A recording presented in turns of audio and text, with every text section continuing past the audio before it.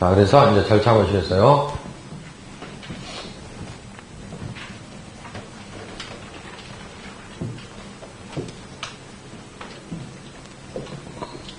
절차 어렵지 않아요? 간단해요. 허가 절차는. 자, 개발행위를 하고자 하면 개발행위 허가 신청서를 제출을 해야 됩니다.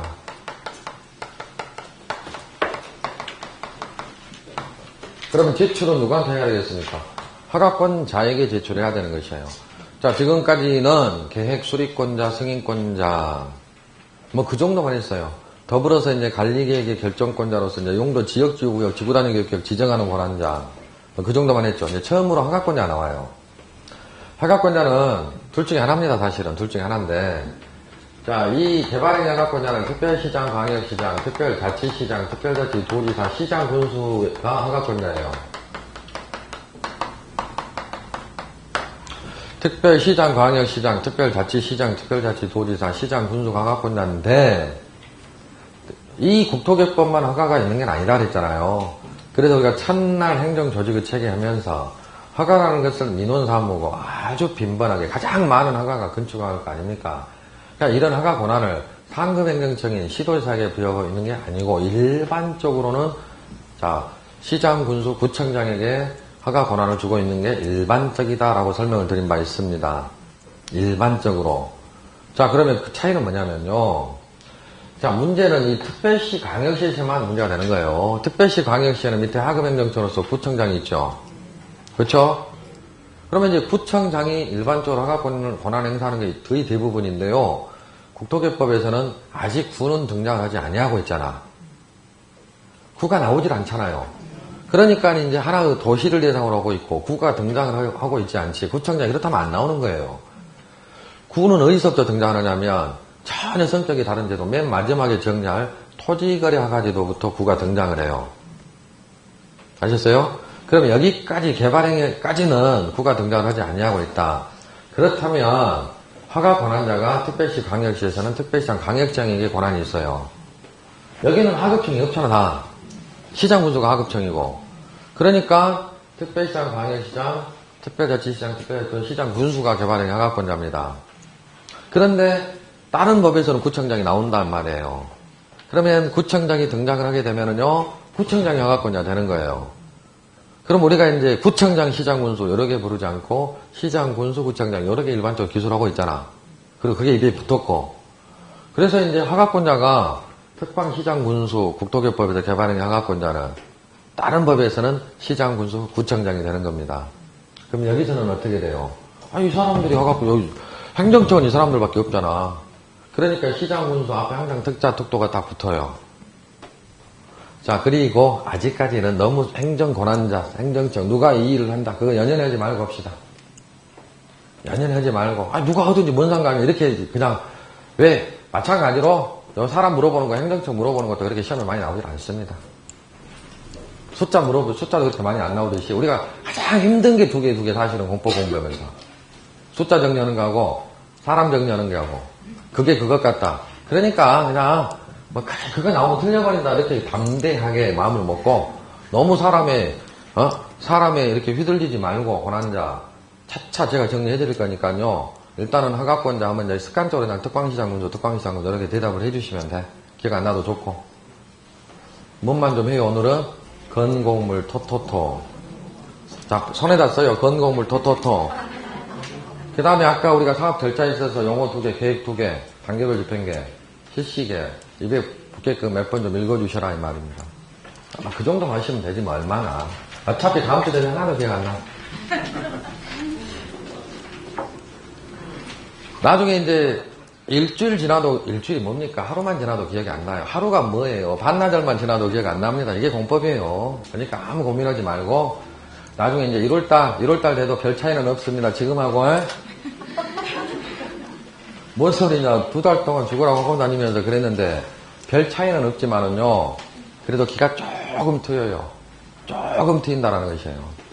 처음에 들었을 때 그 생소함이 조금 없어질 뿐이지 1월달에는 별 차이는 없습니다. 3월달 되면 완전히 달라져요, 이제. 자, 3월달을 기다리셔야 됩니다. 할 거 조금만 해줘요. 용계기도지, 단계별 집행계, 실시계, 이런 식으로 용어만 조금 이제 몇 번 소리내서 읽어보면서 때를 기다리시면 3월달쯤 딱 되면 이제 여러분들이 정리해 나갈 수 있는 실력이 조금씩 됩니다. 책이 읽혀져요. 믿어요. 믿어요? 네. 답답한 표정 짓지 말고. 누구나 그랬어요. 아까 이 단상에 오셔가지고 합격하셨다고 오신 선배님들 있죠? 네. 여러분들하고 똑같았어요. 똑같았어요. 저는 알지. 똑같았어요. 근데 굉장히 열심히 하신 분들이 이제 오셨는데, 결국 열심히 하면 돼요. 답답하게 표정 짓지 말고, 때를 기다려요. 언제까지? 아니, 9월달까지. 조급하게 절대 생각하지 말고. 공법은 시간이 많이 걸려요. 생각한 거 이상으로 많이 걸려요.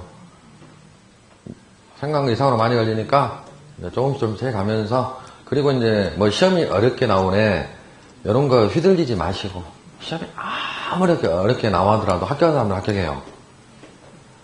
15회 시험 제가 한번 이야기 드렸잖아. 데모했던 시험. 0.8% 합격했다고.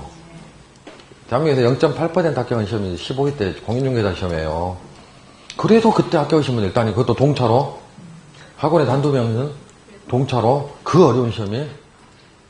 합격할 사람은 다 옵니다. 나만 합격하면 되잖아, 사실은. 다른 사람 다 떨어져도. 나만 합격하면 되죠. 그쵸? 나만 합격하지 말고 손잡고 이 자리에 계신 분들은 다 합격하셔야 돼. 혼자는 공부가 못해요, 혼자는. 오늘 그 합격생 오신 분들이 막 이야기해가지고 또 제가 잔소리가 좀 많은데, 혼자 공부는 안 되는 거예요. 같이 공부해야 돼요. 같이 이렇게 어울려 다니시면서 같이 공부해야 돼요. 그래야 1년 동안을 버텨내는 겁니다. 자, 그러면 이제 하각권자는, 개발행위 하각권자는 특광시장군수. 그러면 이제 신청서를 제출을 받은 특광시장군수는 법으로 정한 허가 기준이 5가지가 있습니다. 이 기준에 맞춰 봐야지요. 그래서 적합하면 허가 처분을 하는 것이고요. 부적합하면 불허가 처분을 하는 것입니다. 그래서 2년 전까지만 해도 허가를 해줄 때는 허가증이라는 것을 발급을 해줬어요. 좋잖아요, 기분도. 그러니까 이제 허가증을 딱 액자에다 딱 이렇게 해가지고 딱 공사 현장에다 딱 붙여놓으면, 그래서 그랬는지 모르겠지만 허가증을 교부로 해줬었는데 2년 전부터 법을 바꿔가지고 그냥 허가 사실을 통지만 해줘요. 지금은. 그러나 불허가 처분도 마찬가지예요. 불허가 사유를 통지를 해주는데요. 반드시 서면 통지해야 됩니다. 전화로 미안합니다 하면 안 돼요. 반드시 서면으로 통지를 해줘야 되고, 허가를 받았습니다. 그럼 이제 허가 받은 내용대로 공사를 해야지. 그래서 이제 공사를 진행을 한 다음에, 그 다음에 이제 검사 받아야 돼요. 무슨 검사? 준공검사. 아직까지는 준공검사를 받습니다. 지금 하고 있는 행위는 사적인 행위, 공적인 사업. 사적인 행위. 사적인 행위인데 건축 하나 해놓고 집 앞에다가 공사가 이렇게 공고합니까? 그냥 이제 준공검사 받으면 되는 거예요. 불허가 처분을 받았습니다. 공사를 해요. 조용히 데리고 갑니다. 어디로? 교도소 데리고 가요. 징역 보내요, 징역. 하면 돼요, 안 돼요? 안 되겠지. 불허가 처분 받으면 그걸로 끝나죠? 그럼 허가 기준이 5개가 있는데, 5개 안 해오는 거 아닙니다. 여러분, 책에 나와있는가 한번 봐볼까? 안 나왔네요. 책에는 안 나왔으니까 쓸 필요는 없고요. 허가 기준이 뭐냐면, 일단은요, 이렇게 규제하는 가장 주된 이유가 뭐라 그랬어요? 무슨 개발 방지? 난개발은 무엇이 부족한 개발? 기반시설이죠. 기반시설, 그러니까 난개발이 되면 안 된다라는 기준이 있는 거예요. 기반시설 설치랄지 그에 필요한 용지, 확보 계획이 적정할까? 이게 이제 마지막 기준인데, 그냥 여러분들 머릿속으로 이해, 난개발이 되면 안 된다. 이렇게 이해해 주시면 돼요. 이거 외우는 거 아니에요. 두 번째, 오늘날 개발의 하도는 환경, 친화적인 개발이라고 그랬죠? 주변 환경과 조화를 이룰 것. 한 3줄 정도로 길게 써졌지만, 환경을 해서놓으면 안 된다. 이런 기준이 있어요. 자, 그 다음에 사적인 행위가 공적인 도시군 계획에 방해가 되면 될까, 안 될까? 안 된다. 그래서 도시계획에 방해가 되면 안 된다는 기준이 2가지가 있는데, 하나는 도시군 관리계획, 자, 그리고 성장관리 방안의 내용에 어긋나면 된다, 안 된다? 안 된다라는 기준이 하나가 있고, 공적인 사업들인 도시군 계획 사업에 지장을 주면 된다, 안 된다? 안 된다, 다 알고 계시네. 도시군 계획 사업에 지장을 주면 안 된다. 이런 기준이 있는 거예요. 자, 그리고 이제 암기할 게 하나가 있습니다. 자, 이 개발 행위 하고자 하는 토지의 면적이에요, 면적. 토지 규모가 적합해야 돼요. 규모에 적합해야 된다. 그래서 이제 이 규모를 용도 지역별로, 자, 주거 지역에서는 1만 제곱미터 미만까지만 허가가 나옵니다. 그러니까 10,000제곱미터 이상의 행위는 못 하는 거예요. 허가가 안 나오니까. 허가가 안 나오면 들어가 처분하고, 어디로 데리고 간다 그랬어요? 교도소 데리고 간다 그랬잖아. 이런 식으로 용도 지역별로 기준 면적을 딱 정해줘요. 그러니까 용도 지역 빨리 암기해 놓으라 그랬잖아. 그래야 편하다 그랬잖아요. 도시 지역은 주상공로. 이런 식으로. 녹지 지역은 보생. 보생자. 관리지역이 보생개고. 완벽하게 좀 해놔요, 좀 완벽하게. 녹지지역은 보면 보생자. 이런 식으로 나오겠죠. 그러면 이제, 아까 우리가, 자, 물건을 쌀 때 허가를 받아야 되는 용도 지역은요. 녹관자. 이런 식으로 좀 해야 될 거 아닙니까? 그래야 시험 보지. 용도 지역, 그러면 하려면 뭐부터 정확하게? 용도 지역부터 암기 좀 해놔야 되겠죠? 그러면 이제 지금 교재에 없으니까 교재에 있으면 이거 암기하는 방법도 가르쳐 드리려고 했는데 교재에 없어요. 그럼 안 가르쳐 드려요. 요거 이제 암기를 나중에 이제 1월달부터 암기할 겁니다. 암기할 것은 철저하게 미리미리 암기를 좀 해두시면은 참 좋겠죠? 그래서 이제 요게 이제 기준이에요, 기준. 요 기준에 맞춰서 이런 행정처분을 해야 되는데 이 기간은 중요한 숫자는 아니에요. 절대 중요한 숫자는 아닌데 허가권자들은 신청자 접수 받은 날로부터 15일 이내에 처분을 하십시오라고 이제 규정이 되어 있어요. 자, 그래서 하나만 더 설명을 쳐볼게요. 자, 여러분. 그러면 여기서 이제 난개발되면 안 된다는 기준이 있잖아요. 그러면 허가 신청서 제출과 관련해서 한번 책부터 먼저 읽어볼까? 294페이지 허가 절차 등 해가지고 허가 신청서 제출, 개발행위를 하고자 하는 자는 개발행위에 따른 기반서 설치 및 용지 확보, 위해 방지, 환경오염 방지, 경강, 적용 등에 관한 계획서를 첨부한 신청서를 허가권자에게 제출하여 내리게 되어 있죠. 그러니까 뭐를 첨부하도록 되어 있어요? 계획서. 일정한 계획서를 첨부를 하여야 내리게 되는데 계획서는 무조건 제출하는 게 아니고 갑돌이가 자, 대규모로 개발을 형질 변경도 하고 건물도 건축을 하고자 합니다. 그러면 기존 도로만 있으면은요, 2차선 도로가 조그만 도로가 있어요. 그 토지에, 접한 토지에. 그러면 이게 난개발이 돼버립니다. 아파트 예를 들어서 5,000세대가 건설이 되는데 도로는 2차선 도로예요. 그럼 이게 난개발이다 이 말이에요. 그러면 이제 개발행 허가를 신청을 했어요. 도로는 누가 설치하는 겁니까? 시에서 설치하는 거라 했잖아요, 기반시설은. 건물 지은 사람 막 자기가 도로까지 설치하고 하는 건 아니잖아요. 그런 이제 허가 신청을 딱 합니다. 그러면 허가가 안 나옵니다. 왜? 난개발이 돼버리니까. 그러면 허가를 받아야 되겠죠. 그러니까 제가 이와 같은 개발을 하면서 2차선 도로를 4차선으로 넓히겠다든가 새로운 4차선, 2차선짜리 도로를 하나 설치하겠다든가 등등의 계획서를 첨부를 해라 이 말이에요. 필요한 경우에는. 자, 산에서 이제 토석을 채취하려고 합니다. 그러면 토석을 채취를 했어요, 대규모로. 그러면 살림이 황폐화되잖아. 그러니까 환경을 파괴를 해버리니까 제가 나중에 공사 다 끝난 다음에 나무를 좀 심을게요 라는 계획서, 적용에 관한 계획서를 첨부한다 이 말이에요.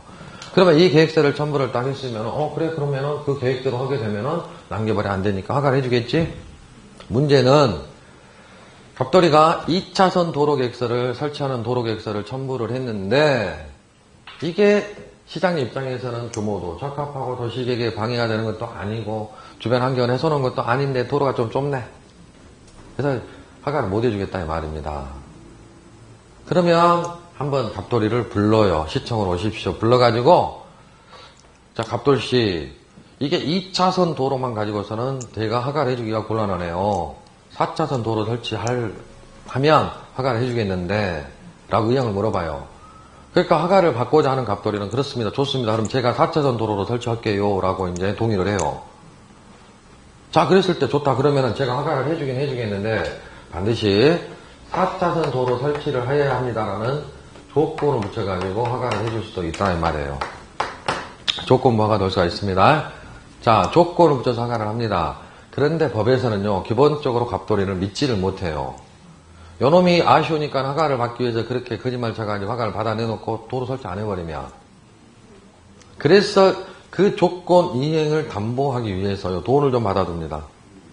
총 공사비 20% 범위 내에서요, 자, 돈을 좀 예치하게 해요. 그래서 그 돈 이름이 이행보증금이에요. 이행을 보증하는 돈입니다. 이행보증금을 공사비 20%에 상당한 금액을 예치를 시켜요. 그래서 이 이행보증금을 받아두는데요. 중공사 공사를 마치고 중공사를 받았습니다. 라는 것은 이행을 했다는 소리잖아. 그러면 즉시 반환을 해야 됩니다. 그런데 이행을 안 했어요. 만약에 이 돈 안 받아놓고 이행을 안 했습니다. 그래서는 어떻게 해야 될까요?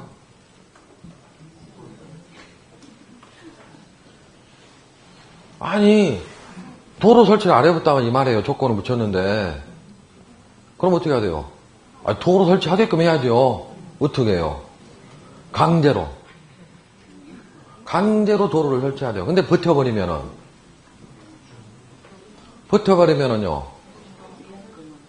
강제로 집행을 한다 해가지고 이제 대신 가서 도로 설치하고 거기에 들어간 돈 싹 받아냅니다.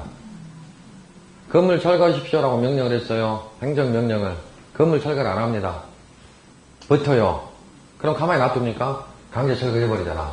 그럼 공무원이 직접 가서 망치 들고 가서 두드러 붙습니까? 용역들을 고용을 해가지고 계약 체결해가지고 그 사람들 시키죠? 그 사람들에게는 그냥 무료로 봉사합니까? 돈 줘야지? 그런 비용까지 싹 걷어들이는 것이에요. 그게 강제 집행으로서 대집행이라고 합니다. 행정 대집행. 앞으로 이제 이런 것들 조금씩 설명을 드릴게요. 그러니까 이제 만약에 이행을 안 했어요. 그러면 돈을 징수해야 되잖아. 돈이 들어가잖아. 도로 설치하려면. 이 돈 가지고서 이행을 해버리는 거예요. 이해되셨습니까? 자, 이 돈 이름이 뭐다? 이행보증금. 이행보증금. 또 비슷한 돈이 또 있어요.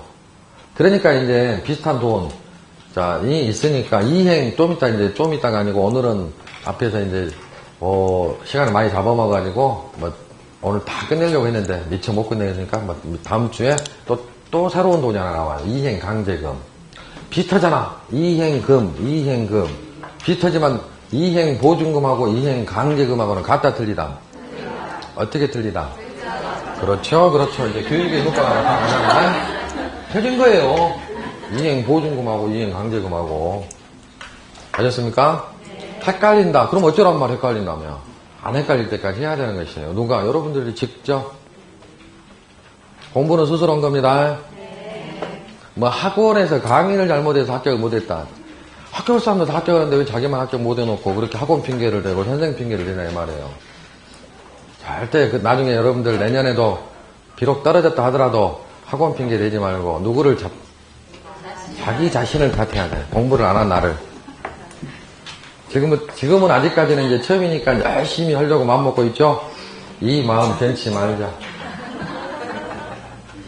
이 마음 변치 말아요. 네. 자, 그러면 이제 교재 한번 봐보면, 허가 절차. 허가 기간, 허가 또는 불허가 처분은 15일 이내에 하여야 한다. 협심 기간은 제외한다. 15일 막 동그라미 치고 싶어 미치겠지요? 동그라미 쳐요? 동그라미 쳐놓고,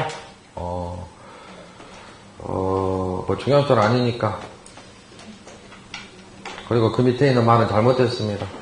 허가 불허가 처분할 때 직접 신체는 허가증을 발급하라 있는데 옛날에 그랬어요. 지금은 안 그래요. 그러니까 잘못됐으니까 놔두고 조건부허가 허가권자는 신청자 의견을 들어 적용 등 조치 조건을 허가할 수 있다 없다?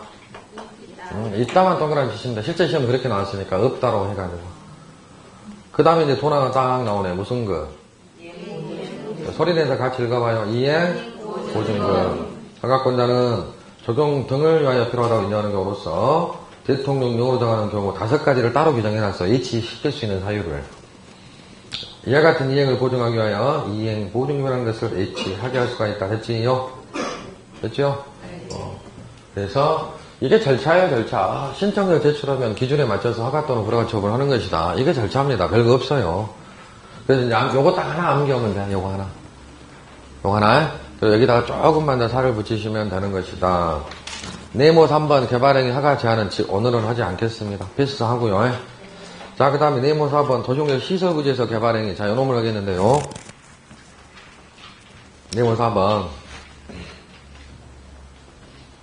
아까 이제 도시공개 시설 공부하면서 사실은 이때 같이 정리를 해야 되는데,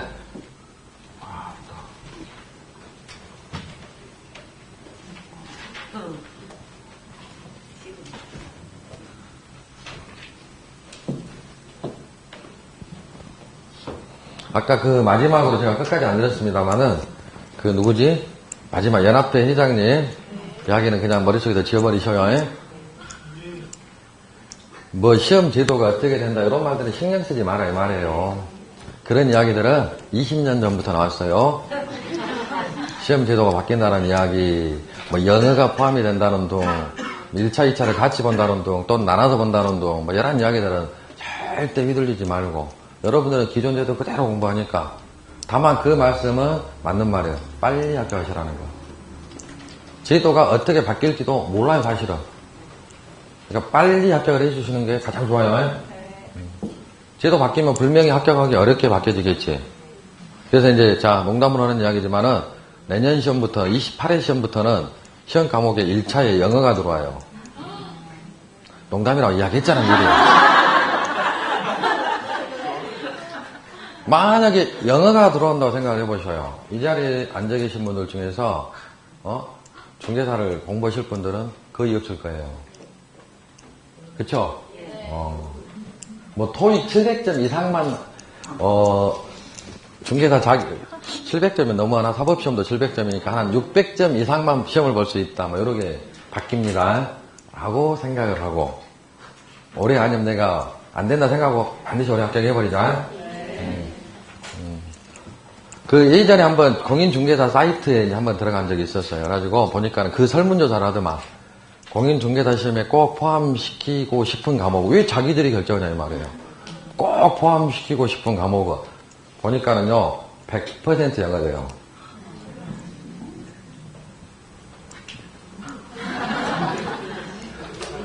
그러니까 이제 들어갈 때하고 나올 때 입장이 완전히 다르잖아요. 그쵸? 여러분들도 이제 기득권자 중개사가 되신 다음에 주장하셔요. 공인중개사 너무 많다. 합격한 다음에 너무 많아가지고 자 줄여야 된다. 너무 많으니까 자 올림픽 할 때는 한 번쯤 보자. 4년 주기로 뭐 이런 식으로 합격한 다음에 그렇게 하셔요. 자 그러면 이제 도시공개 시설부지에서 개발행인데요. 도로부지가 지정이 됩니다. 학교부지가 지정이 됩니다. 토지 소유자는 도로부지로 지정이 되면 그 토지자가 건축물을 건축할 수 있다 없다? 없다. 왜 없다 그랬어요? 법으로 정해놨으니까.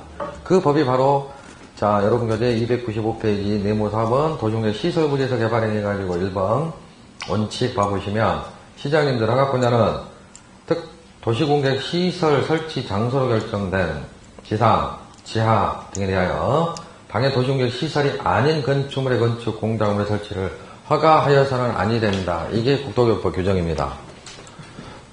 왜 법으로 정해놨기 때문에 건축을 못한다 그랬죠. 그게 바로 이 법 규정이에요. 그러니까 도시공개 시설부지로 결정이 된 토지에 대해서는요 허가를 해서는 안 되는 거예요. 그 도시공개 시설이 아닌 건축물과 공작물 설치를. 그래서 건축을 못하는 거예요. 토지 소유자는 사적으로. 자 보십시다. 지금 이와 같이 도로부지로 결정고시가 되려면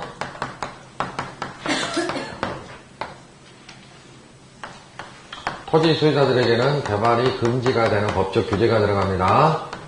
그렇죠? 자 그런데 예외는 있어요. 예외가 자 일단은 가설건축물 등 허용이라고 되어 있죠. 도시공개 시설 결정고시로부터 2년이 지날 때까지 도시공개 시설 사업에 관한 사업이 시행되지 아니한 도시공개 시설조, 단계별 집행계획에 수립되지 아니하거나 제1단계 집행계획에 포함되지 아니한 부지에 대해서는 다음 각호 개발행위를 허가할 수 있다. 동그라미 1번 가설건축물의 건축과 이에 필요한 범위에서 성질 변경. 도시공개 2번 도시공개 시설 설치에 지장이 없는 공작물 설치와 이를 위한 토지 영지 변경. 건축물의 개축 재축과 이에 필요한 범위에서 토지 영지 변경. 이래 되어 있지요. 자 다시 한번 아까 우리가 지난 시간에 자, 이와 같이 도시공개 시설 결정고시가 있게 되면 2년 안에 예산계획인 단계별 집행계획을 수립해서 공고를 하도록 되어 있죠. 단계별 집행계획을 수립해서 공고를 하도록 되어 있다. 단계별 집행계획이란 계획은 3년을 기준으로 1, 2단계로 구분하여 수립한다 그랬죠.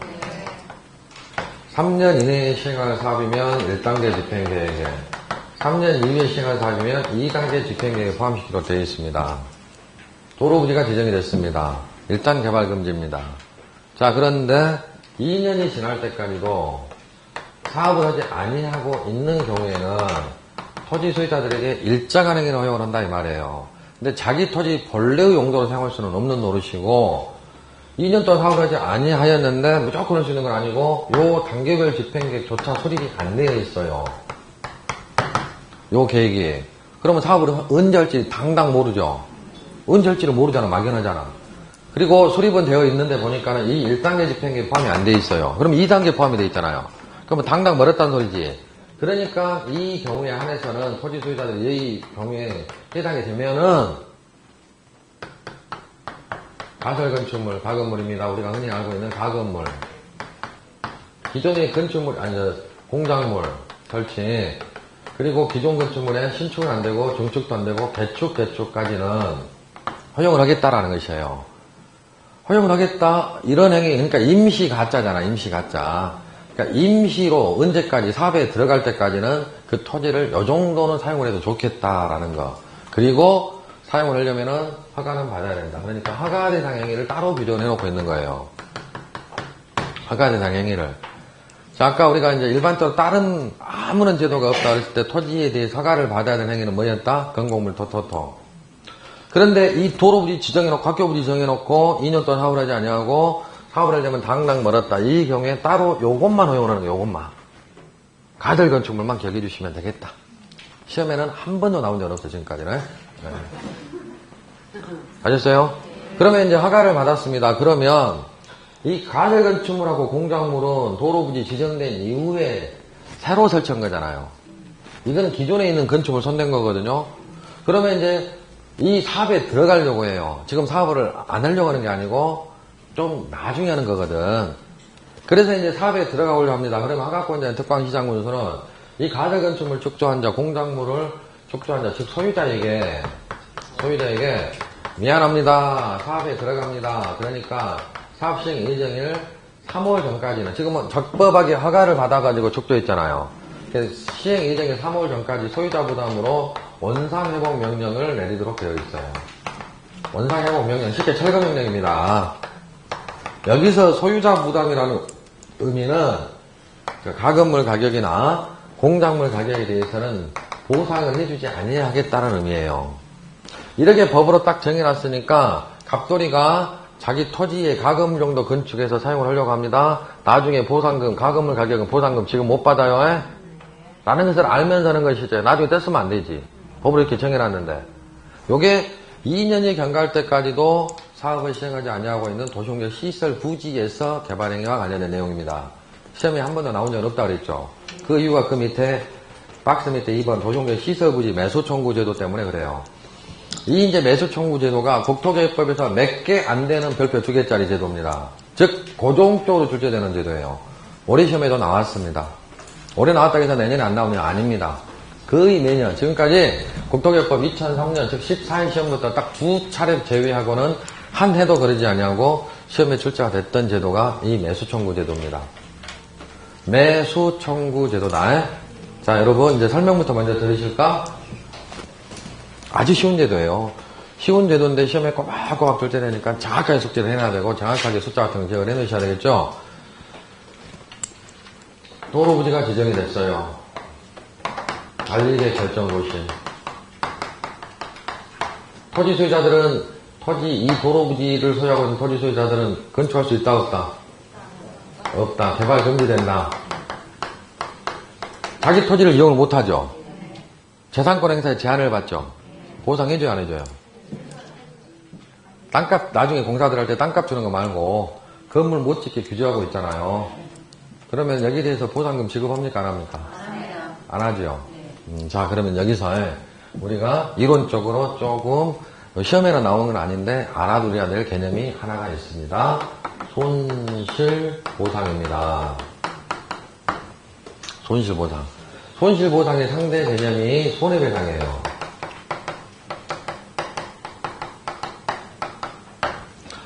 그런데 우리가 공부하고 있는 법들은 무슨 법? 행정법입니다. 민법이 아닙니다. 그래서 민법을 공부를 하시면 나중에 채권편에 가보시면 손해배상이 나와요. 민법에도. 손해배상이 나오는데 두 가지가 있습니다. 채무 불이행에 의한 세무 손해배상도 있고 불법 행위에 대한 손해배상이 있어요. 무슨 행위? 불법 행위에 대해서. 자동차 사고가 났습니다. 갑돌이가 자동차에 치였습니다. 다리가 부러졌어요. 손실보상 해주라고 합니까? 손해배상 해달라고 합니까? 손해배상. 그렇지. 그런데 지금 우리가 공부하는 것은 행정법들이다. 공법이다 이 말이에요. 민법이 아니고 사법이 아니다 이 말입니다. 그래서 여기서 손해배상은 국가배상을 의미합니다. 그런데 손해배상은요. 위법한 공무원의 직무행위로 손해를 가했을 때 금전으로 전보해주는 제도예요. 또 하나 국가나 지방자치단체가 관리하는 시설을 용조물이라고 합니다. 이런 용조물의 설치 관리 하자로 손해가 발생했을 때 돈으로 보상해주는 게 손해배상입니다. 예를 들어보면 갑돌이가 송년회에 참석하고 술을 건하게 마시고 이제 집에 걸어가고 있어요. 집으로 가다 보면 맨홀이 하나가 있어요. 항상 맨홀 뚜껑이 닫혀져 있습니다. 그런데 그 맨홀을 관리하던 담당 공무원이 낮에 공사하다가 이걸 뚜껑을 좀 닫혀줘야 되는데 공무원이 급한 마음에 또 송년회 가야 되니까 그냥 뚜껑 안 닫고 그냥 가버렸어요. 아무 생각 없이 나는 갑돌이가 펑 빠져갖고 죽어버렸습니다. 그러면은 이때 위법자, 영조물 설치 관리 하자잖아. 그러니까 지자체를 상대로 손해배상 청구를 해야 되는 것이에요. 손실보상이라는 게 아닙니다.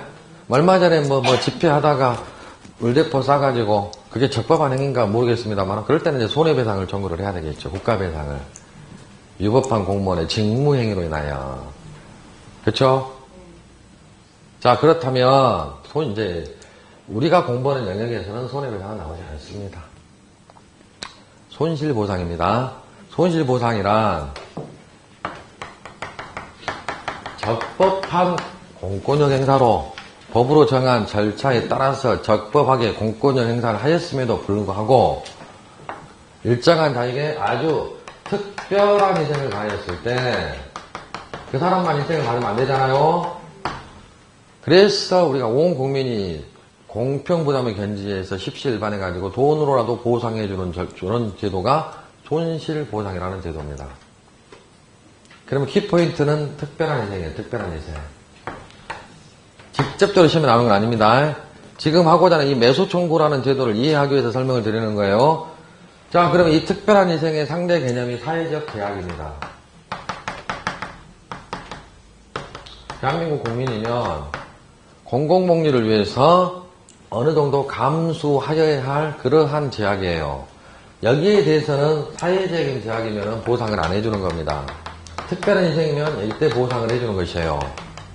그러면 하나의 행위가 이게 사회적인 제약일까 특별한 행위일까를 구별하는 학설이 제가 공부할 때 20여 년 전에 20몇 개가 있었어요. 구별하는 학설이 이론적으로. 자, 그렇다면 의미는 없고 이와 같이 도로부지가 지정이 됐어요.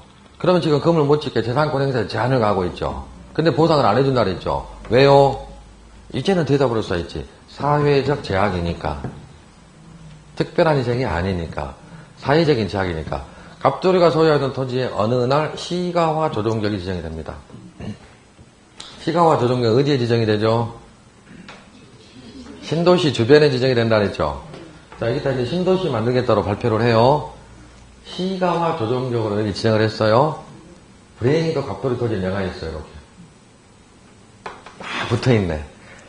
갑돌이 토지는 도시개발구역 지정이 안 돼 있어요. 시가와 조정격 지정이 돼요. 요 동네 땅값은 막 치솟겠지. 갑돌이 땅은 상대적으로 땅값이 떨어지겠지. 보상해줘요, 안 해줘요? 안 해줘요. 왜요? 사회적 제약이니까. 받아내야 된다니까? 이해되셨습니까? 제 토지만 녹지지역이에요. 옆 동네는 전부 주거지역인데. 보상해줘요, 안 해줘요? 왜요? 사회적인 제약이니까. 자, 이제 헌법 규정으로 가볼게요. 헌법 제23조는 우리 국민 재산권 보장 규정으로서 국민의 재산권은 보장한다. 다만 이 항에 재산권, 공공복리를 위해서는 법률로서 제한을 할 수는 있다. 사망이 제한을 할 때 정당한 보상을 가해야 한다. 이게 헌법 규정입니다. 그냥 간단히 줄여서 이야기를 했어요. 자, 그렇다면 이제 도로부지 지정을 했어. 일정한 기간 동안은 자, 자, 사업을 공사를 하지 않는다 해도 거기에 대해서 보상을 해주지 않는데 그게 30년 됐습니다. 도로 부지 지정해놓고 30년 동안 사업을 안 해요. 사실은 그런 토지가 굉장히 많습니다. 대한민국에 부지기수예요. 공원부지, 학도부지 요청을 해놓고 그냥 그대로 내비두는 토지들이 굉장히 많더라 이 말입니다. 보상해줘야 안 해줘요? 해줘야 될까요? 30년 동안 제한을 했는데 한 2, 3년 정도 제한하는 것, 사업을 안 하는 것은 어느 정도 감내를 해야 되지만 30년 동안 전혀 여기를 사용 못하게 딱 막아놨다니까. 그러면 헌법이 뭐라 그랬어요? 법률로서 보상해야 된다 그랬잖아. 법률로서. 그렇죠? 자, 그러면 이제 지금 우리 이제 헌법에 헌법재판이라는 제도가 있잖아요. 그러면 이 헌법재판이 활성화되기 시작한 시점이 1990년대 들어와서예요. 그러니까 재헌헌법 시절부터 헌법재판 제도가 있습니다. 그런데 실제 이제 이 80년대까지는 아무래도 이게 이제 독재 정권이었잖아요. 국민의 기본권을 억누르고 있었습니다.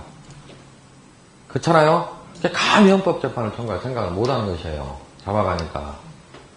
그런데 이제 어느 정도 이제 80년대 후반부터 민주화가 되면서 국민의 기본권이라는 것이 이제 인식을 하기 시작해요. 누가 국민들이. 그쵸? 자, 그래서 이제 90년대에 들어와서 이 헌법재판이라는 것이 활성화가 됩니다. 그래서 이제 1987년도에 이제 헌법이 만들어지면서 헌법재판소라는 것이 이제 생겼고, 헌법재판소에서 헌법재판을 하지요. 그러면 이제 국민의 기본권의 제약을 받았다. 헌법, 그래서 그 권리를 구제받기 위해서 법률이 국민의 재산권 행사든 기본권 행사든 생명권이든 자유권이든 제약을 하고 있다라고 판단이 되게 되면 헌법재판소에 이게 헌법 정신에 위배되지 않느냐라고 이제 청구할 수 있는데 두 가지 방법이 있어요. 하나는 재판의 계류 중일 때, 대표적인 게 간통죄죠. 간통죄로 피소가 돼가지고 재판에서 이제 재판을 받고 있을 때 재판장님한테 이 성적 자기결정권을 침해하지 않습니까? 헌법에 위배됩니다라고 형법 규정을 그 상대로 판사님한테 요구를 해요. 판사님이 그것을 받아들여가지고 헌법재판소에 청구하는 게 위헌법률 심사 청구예요. 그래서 이제 이 간통죄 여러분들이 잘 아시겠습니다만은 시대상을 반영을 하죠. 헌법재판관들이 9명이거든요. 처음에 이제 이렇게 이제 위헌법률 심사 청구가 들어오니까 처음에는 7대2, 그 다음에 6대3, 그 다음에 이제 5대4, 그리고 최근에 엎어졌잖아요. 이제 위헌 판결을 딱 받았잖아요. 그래서 간통죄가 폐지가 된 거예요, 이제.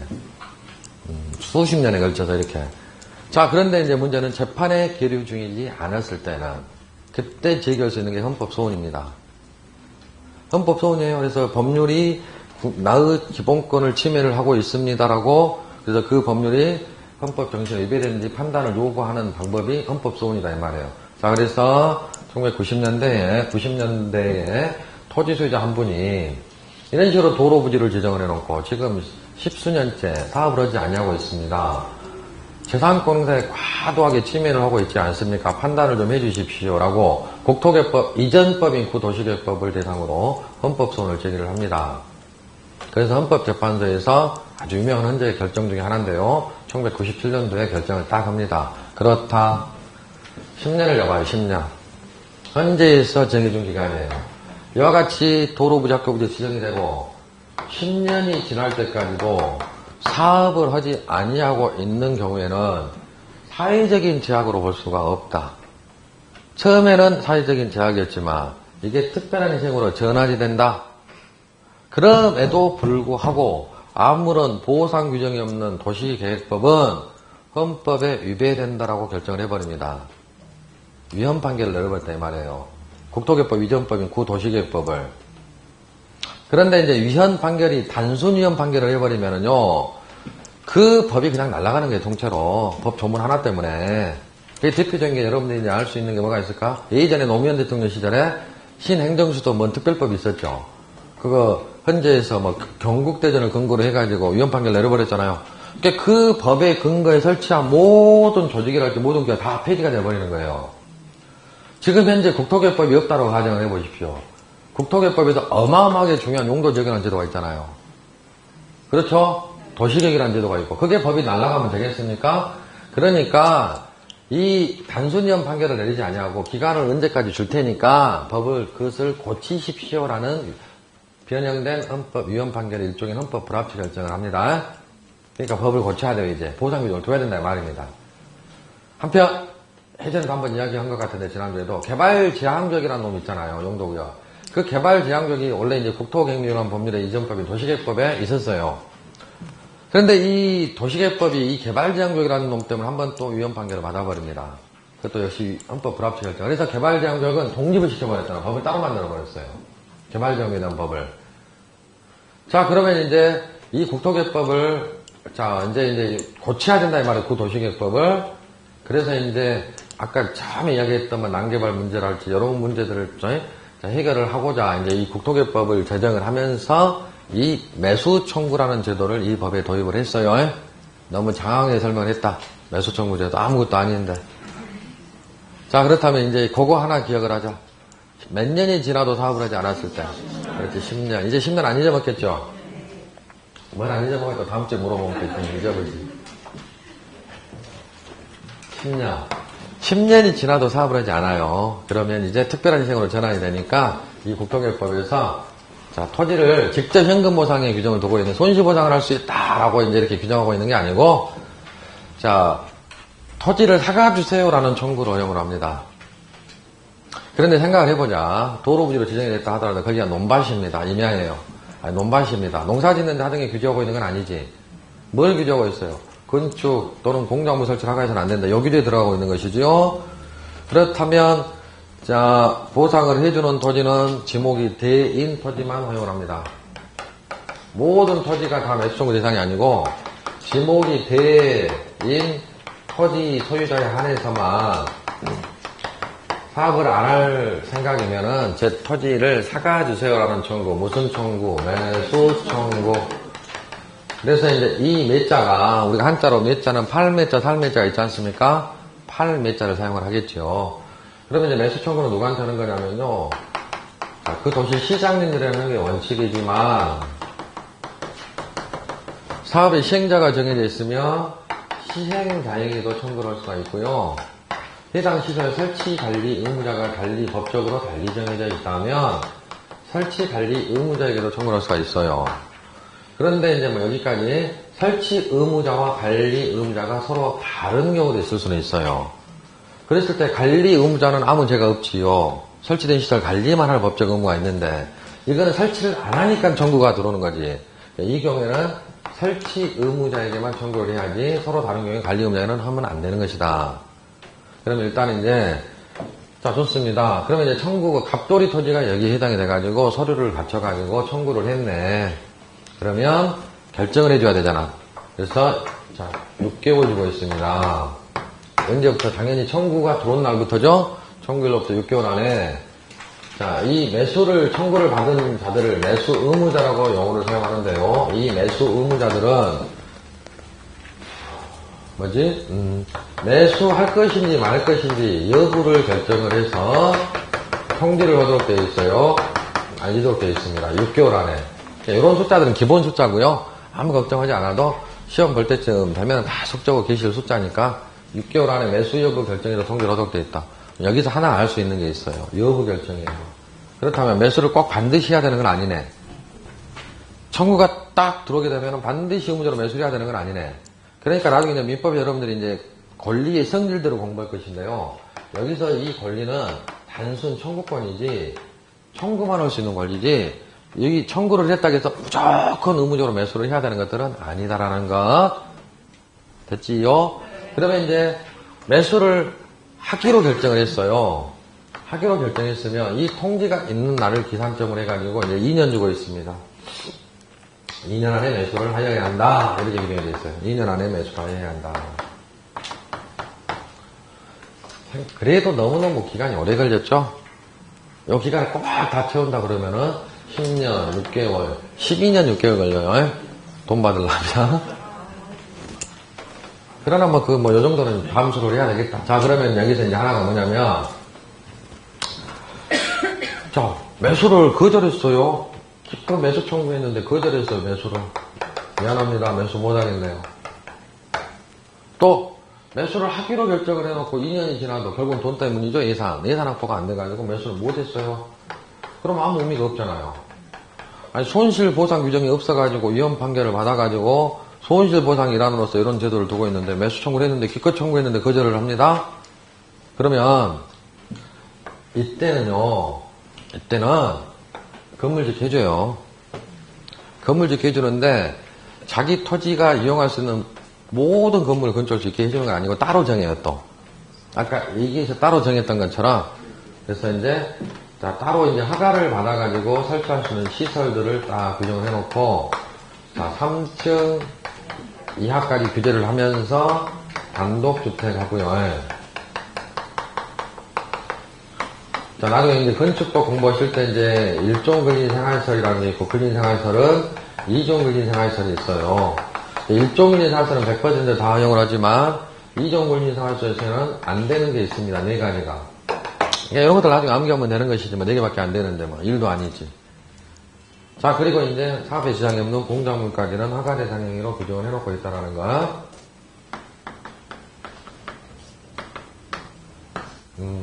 자, 그리고 하나만 더. 자, 20년이 지났습니다. 20년이 지나도 사업을 하지 아니하고 있네. 그랬을 때는 실효시켜요. 뭐를? 요 효력을. 항상 실효 규정은 20년까지 기다렸다가 20년이 되는 날, 다음 날에 실효를 시키는 겁니다. 지구는 누가 지킨다? 삼총사에. 그러니까 지구단위 계획 구역 지정이 되면 3년 안에 지구단위 계획을 수립해라. 3년 안에 지구단위 계획을 수립해서 고시하지 않으면 3년까지 딱 기다리고 그 다음날 그 지구단위 계획 구역은 효력을 상실한다. 시가와 조정력은 시가와 조정력 영어 이름이 뭐라 그랬죠? 타임종. 시간 정해놓고 지정하는 구역이다. 그래서 시가와 조정력 지정이 되면 시가화 되는 것을 막는 기간은 요보기간이라고 한다 그랬죠. 시가와 요보기간이 끝나는 날 다음날 시가와 조정력은 별도의 해제 절차를 밟지 아니하여도 해제가 됩니다. 그러면 이제 하나만 더. 시가와 조정력에서 요보기간으로 정할 수 있는 최소 몇 년부터? 5년 이상, 최대 몇 년까지? 20년 이내까지. 이렇게 자꾸 반복하면 되는 거니까요. 그러면 이제 뭐 시간이 다 돼가지고 뭐 요 정도까지만 하랍니다. 그러면 교재 한번 보고 295페이지 2번 도시공격 시설부지 매수 청구제도. 자, 도시공격 시설에 대한 도시공 관리계 결정 고시로부터 10년 이내에 밑줄 긋으시면 되겠고요. 도시공격 시설 사업이 시행되지 아니한 경우 도시공격 시설 부지 중 밑줄 지목이 되인 토지 밑줄 긋으시면 돼요. 자, 지목이 되인 토지 소유자들은 매수를 청구할 수가 있다. 단 실시계획 인가등의 절차가 행하여진 경우에는 제외한다는 것은 매수 청구를 못한다. 이건 1월달에 설명드릴게요.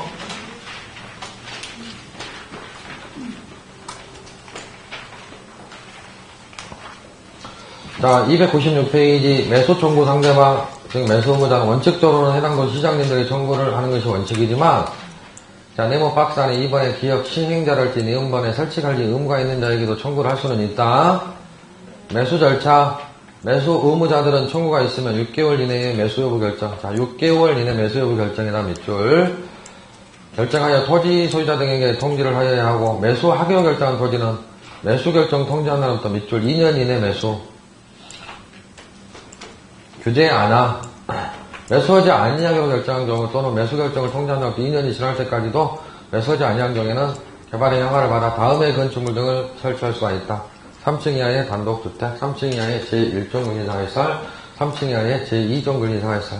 근데 안 되는 것들 4개가 있죠. 단란주점, 노래연습장, 안마의실조, 다중생활시설이요. 이런 것들 이제 암기하면 되는 거예요. 참고로 다중생활시설은 예전에는 고시원이라고 불렀던 건물이에요. 자, 여러분 붕어빵에는 붕어가 없죠. 칼국수에는 칼이 안 들어가지. 고시원 가보면은요, 고시 공부한 사람이 없어요, 한 명도. 지금 고시원들은 그래요.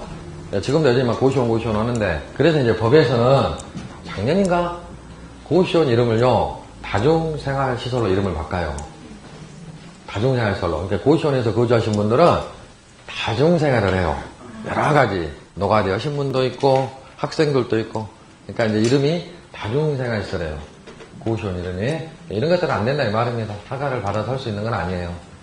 노래 연습장은요, 우리 흔히 노래방에서 부르는 그걸 말하고, 단란주점은 단란하게 술 마시는 곳이고, 그 다음에 이제 뭐가 있지?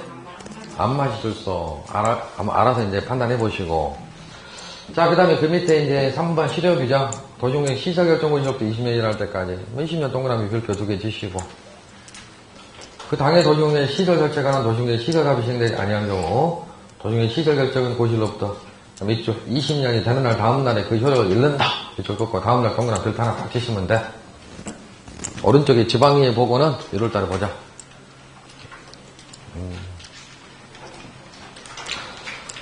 됐습니다. 오늘 여기까지 수업하겠습니다. 자, 다음 주에 뵙겠습니다. 수고하셨습니다.